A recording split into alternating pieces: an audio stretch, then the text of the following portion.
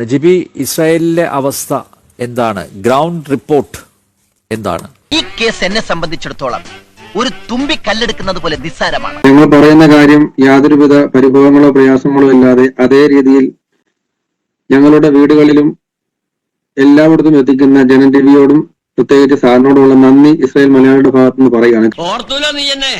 പല ചാനലുകളും പൊടുപ്പിലും തേങ്ങലൊക്കെ വെച്ച് സംസാരിക്കുമ്പോൾ ഏത് വാർത്തകളെയും വളരെ നല്ല രീതിയിൽ അവതരിപ്പിക്കപ്പെടുന്ന ഒരു സാഹചര്യം ഉള്ളത് കൊണ്ട് തന്നെ ഇസ്രായേൽ മലയാളികളുടെ വീടുകളിൽ ഞങ്ങളുടെയൊക്കെ മാതാപിതാക്കൾക്കൊക്കെ ഇപ്പം ജനം ടിവിയാണ് കൂടുതൽ കണ്ടുകൊണ്ടിരിക്കുന്നത് എന്നൊരു സന്തോഷ വാർത്ത കൂടിയുണ്ട്.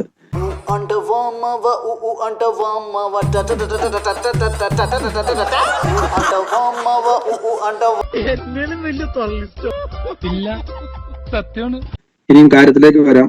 നീ ഒരു കാര്യത്തിലേക്ക് ഇനി വരണ്ട, നീ പറഞ്ഞത് മാത്രം മതി. തൃപ്തിയായി മോനെ കൃസംഗി, തൃപ്തിയായി.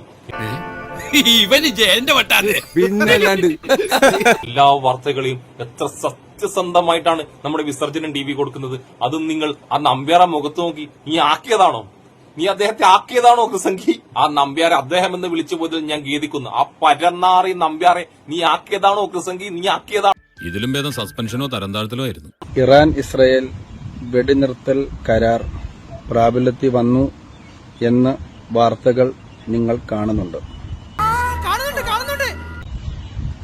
ഈ കാര്യത്തിൽ ഇസ്രായേലിനെ ഞങ്ങൾക്ക് വിശ്വാസമാണ്. ഇറാൻ ഇത് പാലിക്കപ്പെടുമോ എന്നുള്ളത് കണ്ടിരുന്ന് കാണാം. സൂത്രത്തിലൊരു അച്ഛനാവണമെങ്കിൽ ഇങ്ങനെ കുറെ തട്ടിപ്പും നുണയൊക്കെ വേണ്ടിവരും. ഒരു വെടിനിർത്തൽ കരാർ വന്നു എന്നതുകൊണ്ട് ഇറാൻ ആ കരാറിനെ ലംഘിച്ചുകൊണ്ട് ഇന്ന് രാവിലെയും ഇസ്രായേലിലേക്ക് മിസൈൽ വർഷം നടത്താൻ ശ്രമിച്ചു എന്നത് ഇസ്രായേലിന്റെ ചില ഭാഗങ്ങളിൽ നിന്നുകൊണ്ടുള്ള നമ്മുടെ മലയാളി സുഹൃത്തുക്കൾ നമ്മളോട് പങ്കുവച്ച കാര്യമാണ്. സമ്മതിച്ചല്ല കൃസംഗി അണ്ണ, സമ്മതിച്ചല്ല. ഈ വെടിനിർത്തൽ പ്രഖ്യാപിച്ചു എന്ന് പറയുന്ന സമയത്താണെങ്കിലും ഇറാൻ ഇസ്രായേലിനെ ആക്രമിക്കുന്നുണ്ട് എന്ന് സമ്മതിച്ചില്ല അണ്ണൻ. ആ അഖില ചേച്ചി ഉണ്ടല്ലോ, ഒരിക്കലും സമ്മതിക്കൂല.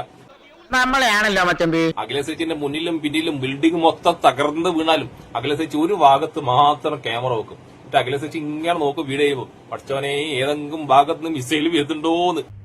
നമ്മൾ വിചാരിച്ചോ നല്ല ഊളി. ഞാൻ വിചാരിച്ചു നല്ലൊരു പെൺകുട്ടിയാണ്. എന്നാലും എന്റെ അഖില ചേച്ചി ഉണ്ടല്ലോ, സംഖ്യകൾക്ക് വേണ്ടി ഒരൊറ്റ കാര്യം സമ്മതിക്കൂല.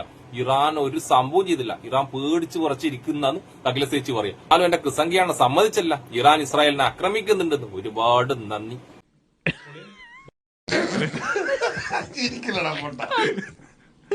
ഒരുപക്ഷെ ഇസ്രായേലില് ഉള്ളവർക്ക് ഇറാനെ നന്നായി അറിയാവുന്നതുകൊണ്ട് ആണ് ഈ ഒരു പ്രിക്കോഷൻസ് എടുത്തിരിക്കുന്നത്. ഒരു ഗതിയും പരഗതി ഇല്ലാണ്ടാവുമ്പോഴാണല്ലോ ഇതൊക്കെ തുടങ്ങണത്.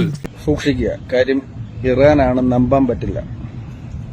നമ്പിയാൽ അറിയാലോ, ഇപ്പൊ ഖത്തറിന്റെ മണ്ടയിലും ബഹറിന്റെ മണ്ടയിലും ഒക്കെ ഇടുമ്പോൾ കൃത്യമായിട്ട് ഇത് അമേരിക്കൻ ആണോ അല്ലെങ്കിൽ അമേരിക്കൻ സൈനിക കേന്ദ്രത്തിലേക്ക് പോകാതെ ഇപ്പൊ എവിടെയൊക്കെയാണ് പതിച്ചതെന്നും അതിൽ എത്രത്തോളം ഭീതിയായെന്നും ഇപ്പോൾ ഖത്തറിലുള്ള ബഹറിലുള്ള അവരൊക്കെ നമ്മളോട് പങ്കിടുന്നതാണ്.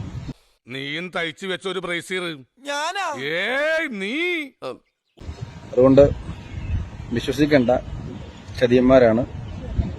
സോ ഭയമല്ല, ജാഗ്രതയാണ് വേണ്ടത്. വേണമെന്ന് വെച്ചാലും ഇല്ലെങ്കിലും മരണം അതൊരു സത്യമാണ്. എപ്പോൾ എങ്ങനെ വരുമെന്ന് പറയാനാവില്ല.